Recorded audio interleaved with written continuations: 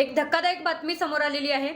वैजापुरात एका महिला कीर्तनकाराची डोक्यात दगड घालून हत्या करण्यात आली आहे। वैजापूर तालुक्यातील चिंचडगाव शिवारात आज सकाळी 6:30 वाजेच्या सुमारास कीर्तनकार महिलेच्या डोक्यात दगड घालून हत्या करण्यात आल्याची घटना उघडकीस आलेली आहे।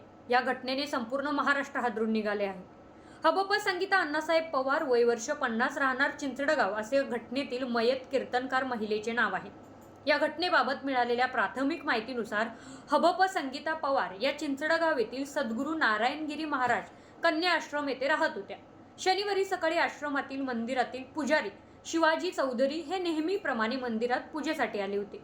त्यांनी हबप संगीता पवार यांना आवाज दिला, मात्र त्यांनी प्रतिसाद न दिल्याने मंदिराजवळील असलेल्या शेडमध्ये जाऊन बघितले असता त्या रक्ताच्या थारोळ्यात पडल्या होत्या।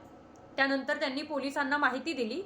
पोलीस निरीक्षक शंकर वाघमोडे यांनी पथकासह घटनास्थळी धाव घेतली। श्वान पथक आणि फॉरेन्सिक टीमने सुद्धा या ठिकाणी धाव घेतली। या घटनेचा संपूर्ण तपास अजून पुढे चालू आहे। मात्र महाराष्ट्रामध्ये वारीसारखा शुभमुहूर्त महाराष्ट्रामध्ये सध्या चालू आहे। मोठ्या प्रमाणात वारकरी संप्रदाय पंढरपूरला विठ्ठलाचे दर्शन घेण्यासाठी जातोय आणि त्याच वेळेला एका हबप महिला कीर्तनकाराची हत्या होणे हे मात्र फार लांछनास्पद आहे। आता पोलीस यापुढे काय तपास करतात हे बघणं महत्त्वाचं ठरतं।